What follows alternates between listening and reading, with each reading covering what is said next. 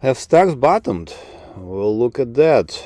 Bearishness is at 2022 December market lows. Dollar rally may have paused, and finally gold may have bottomed. Oil is currently oversold and Bitcoin looks quite promising.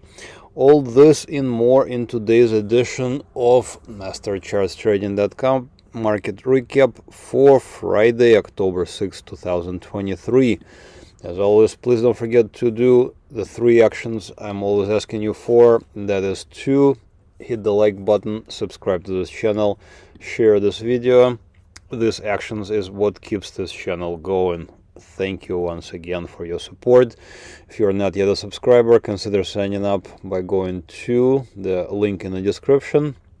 In the members only video today, we will also cover a whole bunch of various securities. For example, a lot of various ETFs, including this one, this funky looking robotics and artificial intelligence, as well as various international ETFs, large cap stocks like Apple, McDonald's, ExxonMobil, as well as many of the speculative stocks like Airbnb, IonQ, Futu Holdings. This is a digital asset company, Pinterest, Palantir, as well as the stock market.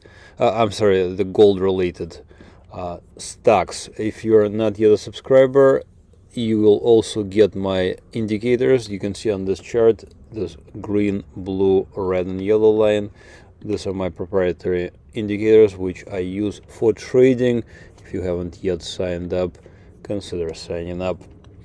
Looking at S&P 500. This is S&P 500, the actual index. So the top, this is a 52-week high that occurred here in July of this year, 27th of July this year. And since then, we've been kind of coming down in this wave-like fashion. And we have recently made a new low for the move right there on the 3rd of October. And this is the low for the move. So right now you can see that we're coming down towards this blue support resistance line. And normally what happens when the stock comes down towards the blue support resistance line, it becomes a buying opportunity, as in, for example, where I'm hovering in April of this year, where the stock, this S&P 500, broke out above the blue support resistance line.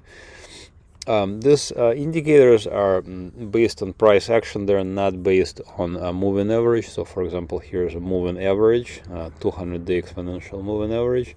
We're trying to bottom around it, but I think ideally, or there's a possibility that we might still get a spike towards this blue line. So this blue line is at around 41.88.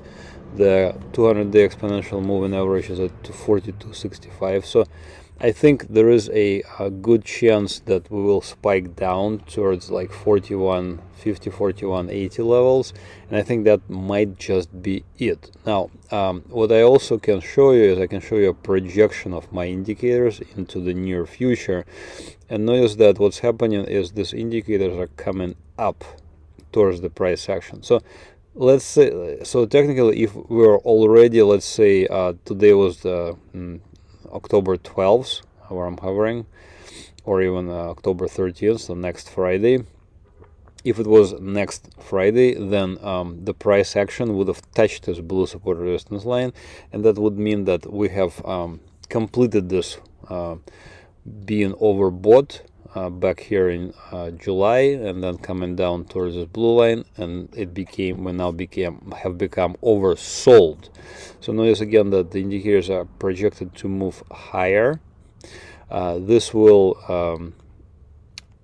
one good thing is that we will be able to buy pretty soon because the stocks, this S&P will have become oversold. The negative thing is notice how they are getting closer to one another.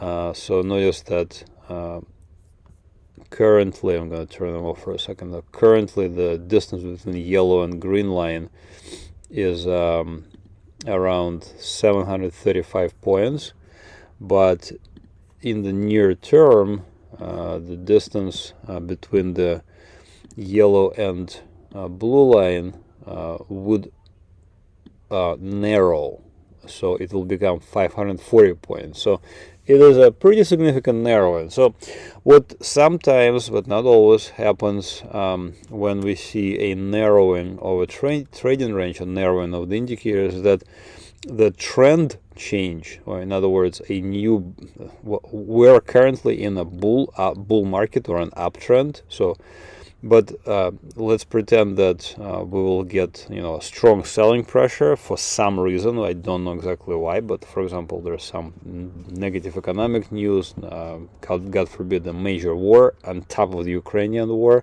that breaks out, and then we will see strong selling. So notice that the bear market currently is at about 14% away from today's price levels. But let's say if it was already, let's say, November 8th, then the prices at which point we'll say that we're no longer in an uptrend but now in a downtrend is only 9.3% away. So narrowing of trading range is projected. If we see significant selling, we could see an entry of the stock, the S&P 500, into a downtrend per market. This has not yet happened, and I think after today's presentation, you will probably come out of this presentation as thinking that we are oversold within a bigger uptrend, meaning that the general movement of the stock is currently up. Stock market is currently moving up, and we're currently extended in the opposite direction of a primary trend. So primary trend is up, but we have overextended in the opposite direction. So opposite direction down. So when this condition is met, so I call it we're oversold within a bigger uptrend. When this condition is indeed happening, that means we're expecting a rally. And here's a few more indicators that I look at that you could also be of interest to you. This is a different interface. This is StockCharts.com, and this is what's called Bullish percent index. So I have shown this in the past, and if you're interested to know what Bullish percent index is, you can look it up on the same place, Chart School, on StockCharts.com, and it's based on this funky looking point and figure charting. So you can look it up, and basically it is the number of stocks on a point and figure buy signal. Okay, so when we have a buy signal, then we will count it as +1. If we have a sell signal, we will count it as 0. So in this case, we have 500 stocks within the S&P 500. So how many percent within the S&P 500 are on a buy signal according to this principle? Again, you can look it up. You can see that currently we have 28.4% of this S&P 500 on a buy signal. It is, in my opinion, a deeply oversold reading. A much significantly less deeply oversold readings of 41%, for example, that occurred here in December of last year, has led to a decent rally in the past. However, we will only look at bullish instances, because I think the uptrend, the bull market, has begun in February of this year. I already have shown the reason why. Here's S&P 500 ETF SPY. And the original breakout occurred right there on the 2nd of February. Again, I'm just using my indicators. I don't have to think. It's obvious. When we see a stock close above the blue line, we are in an uptrend. When it's below the yellow line, we're in a downtrend. Okay, so we have closed above the blue line and so far have not closed below the yellow line. Okay, we kind of got below the red line, but that was about it. So right here where I'm hovering on 1st of February of 2023, we have entered a new bull market. I have marked it around here. So when we are in the uptrend, when in a bull market, we need to look for conditions of overextended in the opposite direction or oversold. Okay, so we can look at this indicator, bullish percent index, and we can say that we're oversold when we're below 50%. It's a pretty decently oversold level, but it's not like deeply oversold. So let's say we're going to say that if we're below, 38 or 40%, we're going to say that we're pretty deeply oversold. All right, so notice this deeply oversold reading in March of this year, 14th of March. I can look at, there it is. This is around that area, 14th of March. Bullish percent index were at 25%. We had a giant rally. Notice this giant rally that started in March. Okay, we got how many percent? Okay, that was a 21% rally. So we are deeply oversold, and we got a 21% rally from March into August. We are currently deeply oversold. Okay, we're at 28% within this index. Okay, we're pretty much there. All right, can we get a similar size rally? I don't know. What do you guys think? Make a comment. I think you know the answer, what I'm about to say. Yes, we can definitely get another 21% higher. Absolutely. We can look on the weekly chart. This is S&P 500 on the weekly chart. So if you're trading using my indicators on the weekly chart, make sure to change the links to 52. On daily, use 250. Okay, please don't forget. Okay, so there's the March 2023 low and the 21% rally. Okay, we're relatively deeply oversold currently. If we get another 21% rally, where would it put us? Okay, we can look. Let's say we actually touch the blue line. All right, and we're like there. Okay, so that's a 5,000. Okay, stock S&P 500 at 5,000. So again, I think we can get there. I don't know if we're gonna get there on this particular bounce that is coming. I think we're gonna be bouncing. We might have already started to bounce. I mean, today's action is quite significant. Big rally, it's 1.1%. Ideally, once again, we should get the blue line, so maybe 0.5%. Maybe we'll spike down. And I just want to show you what I mean by spike down. Here's XLP, consumer staples. Notice this big spike. Okay, with the prices went lower, and then they came right back up. Okay, so this is a hammer candlestick or spike, a spike down. Okay, so I'm hoping maybe we'll just get something of the similar nature. We'll spike down and then rally, and I think that would be the bottom. So we'll be looking for that bottom around 4180, 4150 area. Okay, so that was bullish percent index, deeply oversold. Previous readings of such magnitude led to a significant rally.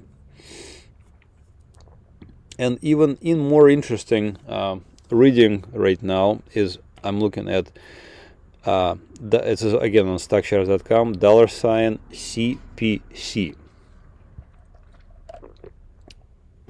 This is Chicago Board of Options Exchange, total put to call ratio. So ignore all of those lines in the back for a second. I just wanted you to show, I wanted you to see this dot. Okay, there's the dot. This was the reading that occurred on 4th of October, or yesterday. Today is Friday, 5th of October. So on 4th of October, we spiked towards 1.59. So we had 1.59 reading of number of puts to calls. And notice that this dot is the second highest since the beginning of 2023. We had this insane outlier that occurred on 28th of December 2022, so actually last December, almost a year. It went up to 1.9. The second highest came on 21st of December of last year. It was at 1.5. And before that, the highest was in September of 2022 at 1.16. So notice that we're extremely high currently in favor of puts. Okay, what is a put? A put is a bet that stocks will continue lower, a bearish bet. Okay, I'm going to get rid of those dots because they're kind of hard to what do you call it? Hard to follow. Okay, so right now we're currently looking at, instead of each day is a dot, like I just showed you. Okay, so each day has a number of puts divided by number of calls. How many puts were on the market divided by how many calls were on the market. What I did here is I took an exponential moving average, a 10-day exponential moving average of puts to calls. Okay. Yes, I just showed you that in December of last year we spiked, to the moon here, and yes, the 10-day exponential moving average, did pretty much the same thing. It spiked way off the chart. Notice where we're at right now. We're super close to that level. Okay, so even though back in December of last year, okay, there's the December of last year, right here.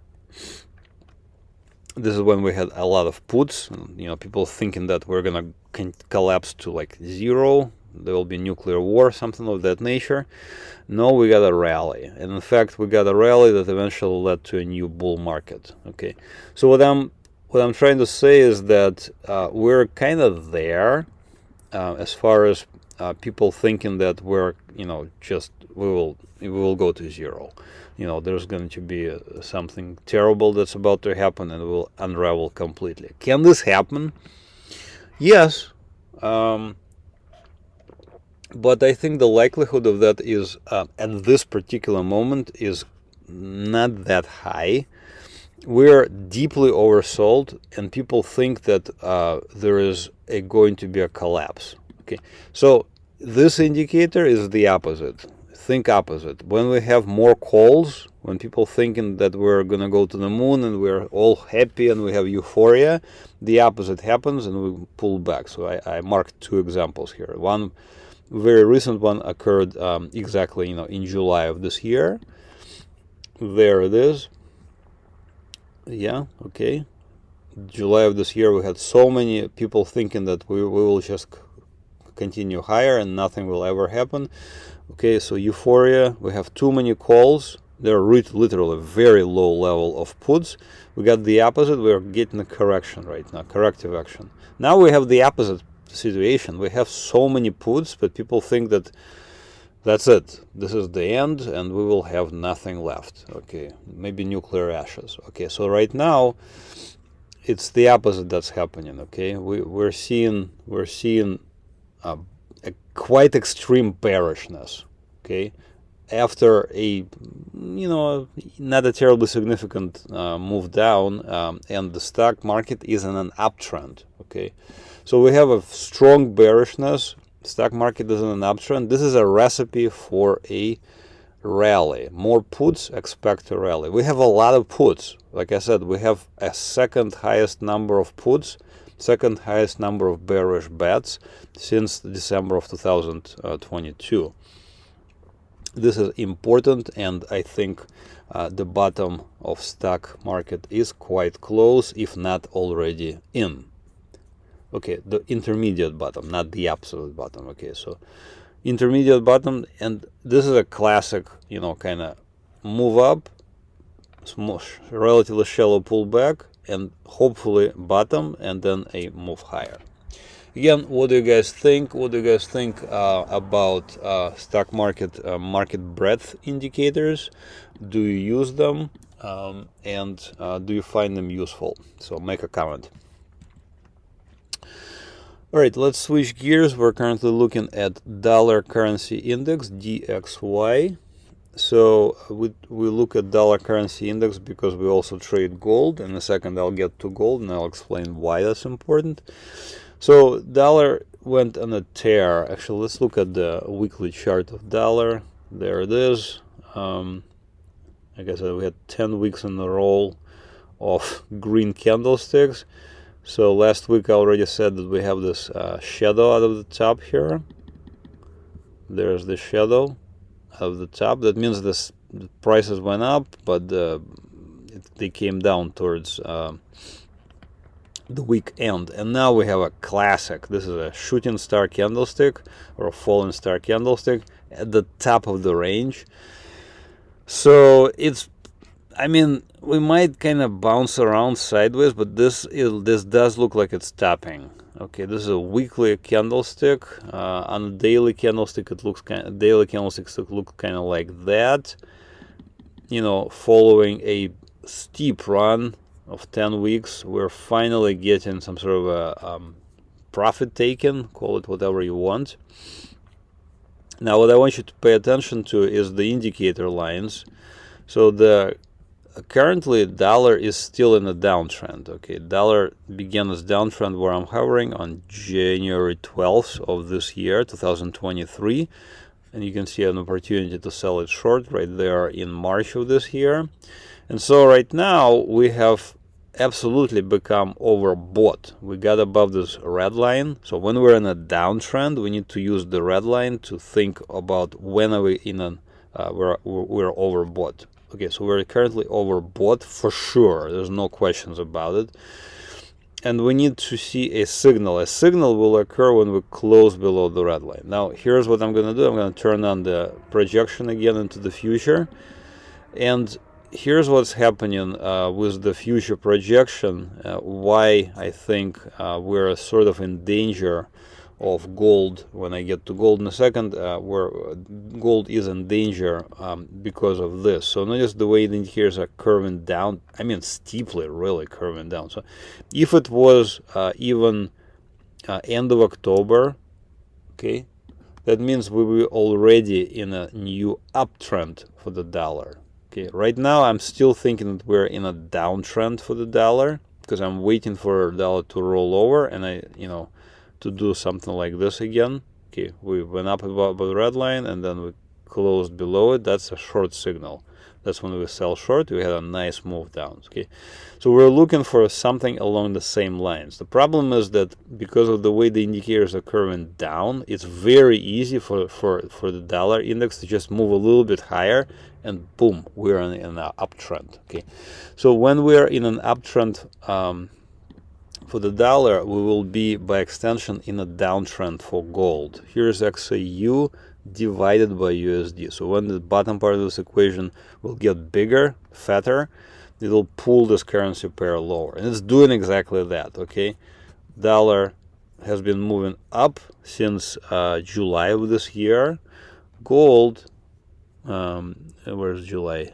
There's July. So gold has been kind of coming down and really steeply came down. So notice that we broke the blue line, and importantly we broke this previous two lows on 27th of September where I'm hovering, and just boom, collapsed lower. Okay, silver, it got even, it just basically got decimated. Okay, so there's a huge move down, and notice that we're now below the red line for silver. Now silver, it's a little like it overreacts. I mean, gold overreacts, but silver really overreacts. So I'm more I look at gold more than I look at silver. Silver sort of does what gold does, but if I just believe silver, then we're in a bear market already. So I want to look at gold more. Here's gold. So we came down. Okay, so for the record, right this instant, I still think the gold is in an uptrend. Okay, not just upward facing arrows. However, we're so close to a new bear market for gold. Okay, new bear market for gold is below $1,784. And additionally, if I turn on the projection, you will see that the indicators are curving up. You see how they're curving up? So let's say it was October 27th, we would be already in a downtrend for gold. Okay, so gold really needs to do something very quickly. We need to pop higher and just get back above the blue line. Otherwise, gold is really in a pretty strong danger of entering a new bear market. And, you know, that's it for gold and gold miners. They're going to be in a downtrend. But for now, there's still a chance gold might pull out of this. So for that, once again, dollar needs to weaken. This is dollar needs to weaken and give us a signal to sell it. All right, let's briefly touch on oil. Here's CL1 exclamation point.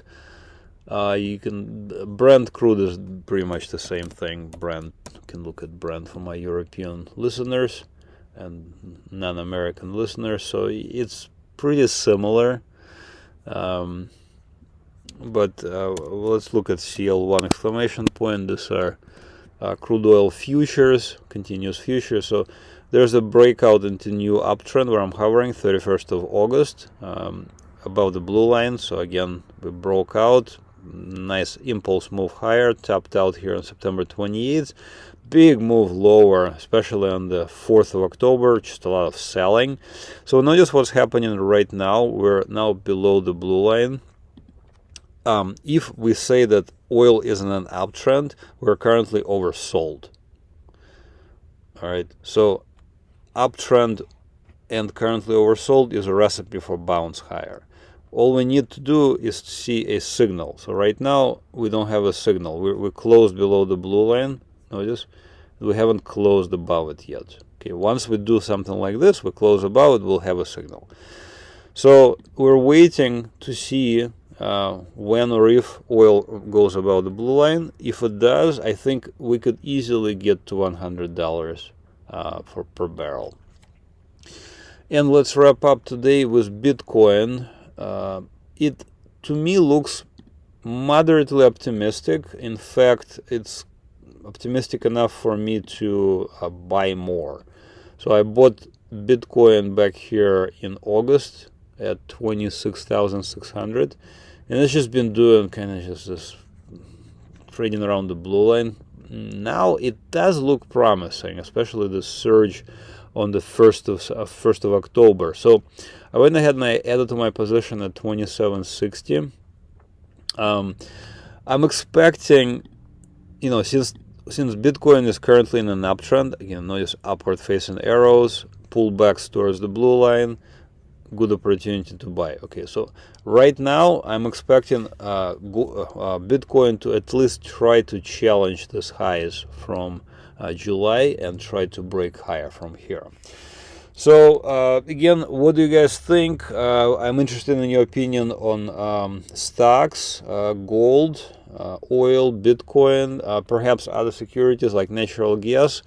Make a comment, and hopefully I'll get to them maybe next week. If you have any questions, again, make a comment. If you're ready to sign up, head over to MasterChartsTrading.com.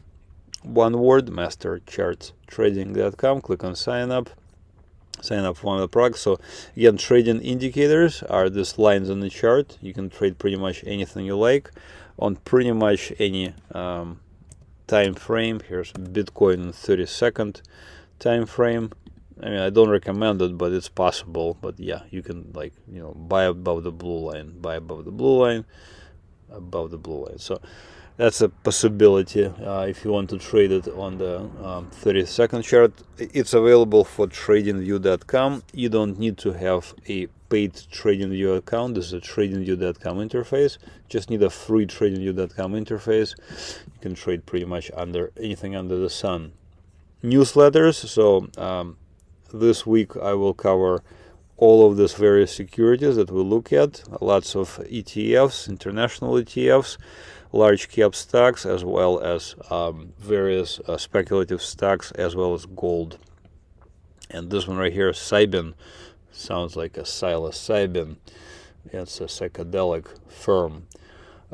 Trading indicators and newsletters together, best deal. Sign up for that. I will have eventually a yearly subscription for all of this. If you need yearly subscription now, send me a message. You can send me a message right here, contact.